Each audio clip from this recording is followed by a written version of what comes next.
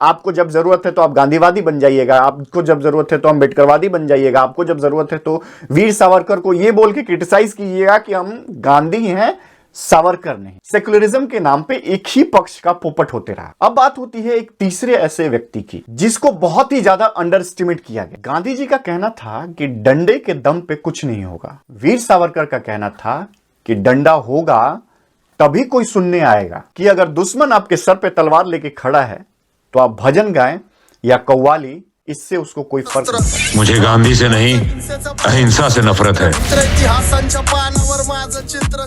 प्रणाम दोस्तों, क्या हाल बा? उम्मीद करते हैं कि आप सब अच्छे होंगे और स्वस्थ होंगे। बात करने वाले हम आज एक मजेदार लेकिन गंभीर टॉपिक सेक्युलरिज्म पे। इस पे बात करने का रीजन इस समय यह है कि अभी हाल ही में हुए एक इवेंट जो कि पूर्व प्रधानमंत्री अटल बिहारी वाजपेयी जी की याद में रखा गया था, और उस प्रोग्राम में जब गायिका ने रघुपति राघव राजा राम गाना शुरू किया तो लोग मंत्रमुग्ध होकर उस गाने को सुनने को के बजाय, उस भजन को सुनने और मंत्रमुग्ध होने के बजाय उसका विरोध करना चालू कर दिया। इस गाने को बंद करो, ये गाना यहां नहीं गा सकते, इस तरीके का। उसके बाद जय श्री राम के नारे लगे।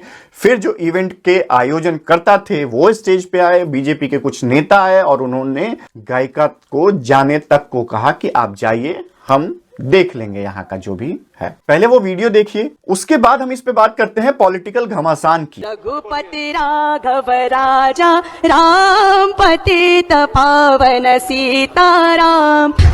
सॉरी, अगर आप हर्ट हुए हैं उसके लिए मैं सॉरी कहना चाहती हूँ। जय श्री राम। इवेंट की खबरें बाहर आई तो पॉलिटिकल विचारधारा के लोग आपस में जंग करते दिखे, चाहे वो सोशल मीडिया पर हो या किसी पॉलिटिकल प्लेटफॉर्म पे। विचारधारा गांधी जी की कि यार गांधी जी की भजन था, क्यों बंद कराया?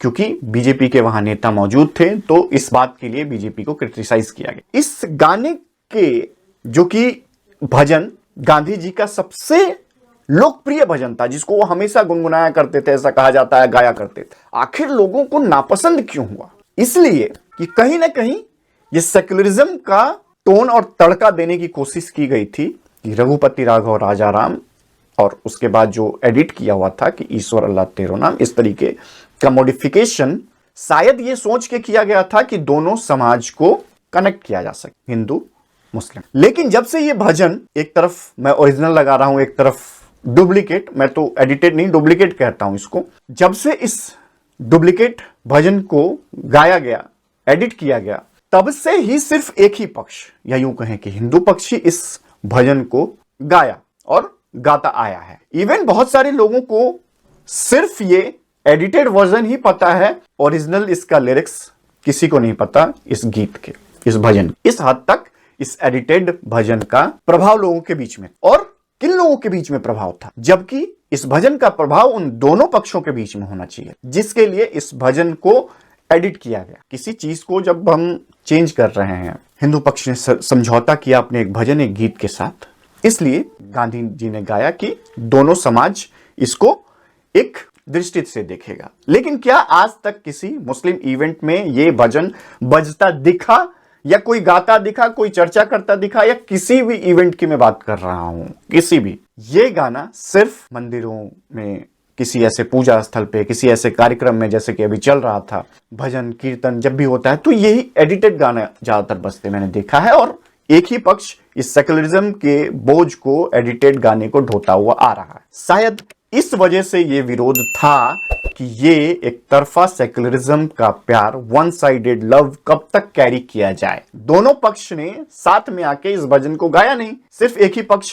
ईश्वर अल्लाह तेरो नाम, ईश्वर अल्लाह तेरो नाम करके तब से पोपट करता हुआ आ रहा है। सेक्युलरिज्म के नाम पे एक ही पक्ष का पोपट होते रहा। ये तो पब्लिक सेंटिमेंट और पब्लिक का मैसेज है। दूसरा पॉलिटिकल मैसेज ये है कि पॉलिटिकल जंग छिड़ती है कि नहीं हम गांधीवादी हैं, एक गाल पे कोई मारे तो दूसरा गाल बढ़ा देंगे। तो वो चीज जब पॉलिटिकल लोग गांधीवादी होने का चोला ओढ़ लेते हैं, वहीं जब एक हफ्ते पहले संसद भवन में अंबेडकर जी पे जंग छिड़ी थी तो अंबेडकर होने का चोला ओढ़ के वो ब्लू कलर वाला लोग निकले थे। लेकिन ये दो लोग, दो दिशा, विपरीत दिशा की विचारधारा है, तो कैसे आपको जब जरूरत है तो आप गांधीवादी बन जाइएगा, आपको जब जरूरत है तो अम्बेडकरवादी बन जाइएगा, आपको जब जरूरत है तो वीर सावरकर को यह बोल के क्रिटिसाइज कीजिएगा कि हम गांधी हैं, सावरकर नहीं।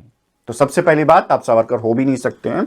और इन तीनों की विचारधारा पे हम बात करेंगे, तब हम इसे और विस्तृत में समझ सकते हैं कि गांधीवादी होना असल में कितना सही है। और इसके लिए हम सबसे पहले सुनते हैं एक अंबेडकर जी का interview. I met him first, say, in 1929, through the intervention of a friend of mine, common friend, who asked Mr. Gandhi to see me, you see. And so Mr. Gandhi wrote to me, saying that he would like to see me. So I went and saw him. So I went to see him. He was then in jail. You see. But that's all the time that I have met him.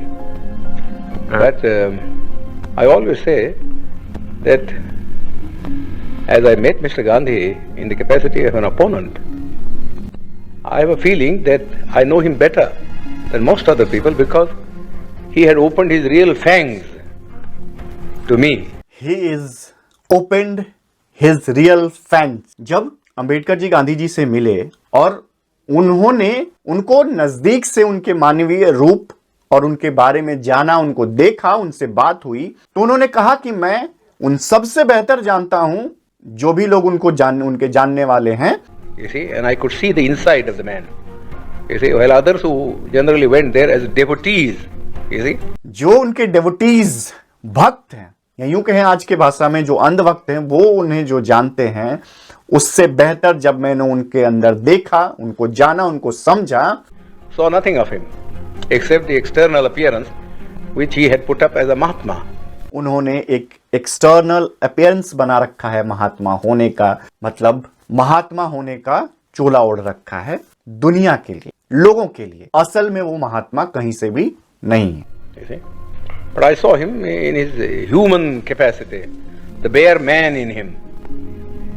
And so I say that I understand him better, you see, than most of the people who have associated themselves with him. तो most of the people, लोग जो उन्हें जानते थे, जो उनसे associated थे, उन सब से बेहतर मैंने उन्हें देखा और समझा है वो गांधी महात्मा कहीं से भी नहीं थे। उन्होंने महात्मा होने का चोला ओढ़ रखा। तो ये दो विचारधाराएं, अगर कोई बोलता है चोला ओढ़ के कि अंबेडकरवादी हूं, तो साथ में उसे ये एक्सेप्ट करना होगा कि वो गांधी विरोधी है। और अगर कोई गांधीवादी होने का दावा करता है तो उसे साथ में ये स्वीकारना होगा कि वो अंबेडकर वादी नहीं हो सकता, वो अंबेडकर विरोधी है। लेकिन पॉलिटिकल पार्टियां जितनी भी हैं, गांधी जी के नाम पे हैं तो गांधीवादी बन के बटोरेंगे वोट, अंबेडकर के नाम पे है तो ब्लू चोला ओढ़ के अंबेडकरवादी बन के उनके समाज से जुड़े हुए लोगों का वोट बैंक बनाने की कोशिश करें। दोनों एक साथ नहीं हो सकते। अब बात होती है एक तीसरे ऐसे व्यक्ति की जिसको बहुत ही ज्यादा अंडर एस्टिमेट किया गया, वो है वीर सावरकर। वीर सावरकर के विचार क्या थे गांधी को लेके,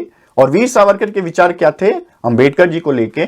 इन दोनों से भी क्लियर हो जाएगा कि जो लोग ये बोलते हैं कि I am Gandhi not Veer Savarkar, वो उसी वक्त अंबेडकरवादी भी होते हैं, गांधीवादी भी होते हैं, बट वीर सावरकरवादी नहीं हो। वीर सावरकर ने हमेशा गांधी के सेक्युलरिज्म होने और अहिंसा का जो रास्ता था उनका, उससे वो कभी भी सहमत नहीं थे। उनके विचार में गांधी जी का सेक्युलरिज्म हिंदू की हितों की अनदेखी करता था। उन्होंने ये साफ कहा था कि गांधी जी की तुष्टीकरण की राजनीति अगर ये चलती रही तो भारत में संस्कृति और धर्म का संतुलन जो है वो बिगड़ जाएगा। वीर सावरकर को यहां तक लगता था कि गांधी जी के द्वारा गाया हुआ ये ईश्वर अल्लाह तेरो नाम देश के हित में नहीं हो सकता है और इससे देश का कोई भला नहीं होगा। उनके शब्दों में अहिंसा सिर्फ तभी कारगर है जब एक्चुअल में उसे दूसरा पक्ष भी माने। दूसरा पक्ष भी जब माने अहिंसा को, तभी तो अहिंसा कारगर है। उनका यह कहना था कि अगर दुश्मन आपके सर पे तलवार लेके खड़ा है तो आप भजन गाएं या कव्वाली, इससे उसको कोई फर्क नहीं पड़ता। वीर सावरकर के विचारों के अनुसार देखें तो गांधी की नीतियां हिंदुओं को कमजोर कर रही थी और वह हमेशा मुसलमानों को खुश करने में लगे रहते थे, जबकि हिंदू समाज का महत्व और अधिक खत्म होते जा रहा था। वीर सावरकर का सीधा यह सवाल कि क्यों एक धर्म के नाम पे एक ही धर्म के लोगों को हमेशा झुकना पड़ता। उनका यह मानना था कि गांधी जी के इस तुष्टीकरण से देश में धार्मिक विभाजन के खतरे का अंदेशा था, या यूं कहें कि धार्मिक विभाजन की उनकी तुष्टीकरण से नींव पड़ रही थी। और जो हुआ इसके बाद 1947 में वो हम सबको पता। जो अंदेशा वीर सावरकर का था गांधी जी के तुष्टीकरण को लेके कि धार्मिक विभाजन की नींव इस तुष्टीकरण से रखी जा रही है, वही 1947 में विभाजन सबको देखने को मिला और उसका अंजाम सबको देखने को मिला। गांधी जी का कहना था कि डंडे के दम पे कुछ नहीं होगा, जबकि वीर सावरकर का कहना था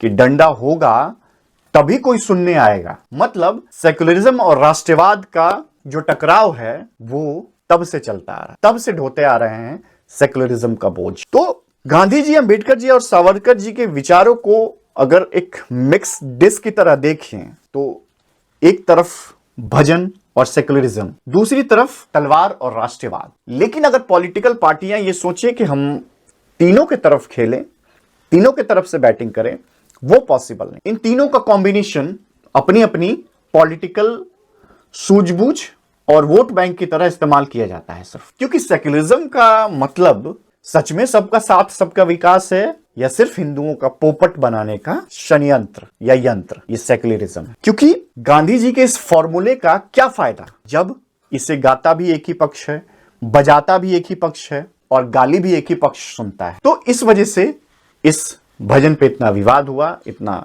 पॉलिटिकल मुद्दा बना। आप सबके क्या विचार हैं इस पे, ये कमेंट बॉक्स में जरूर बताइएगा।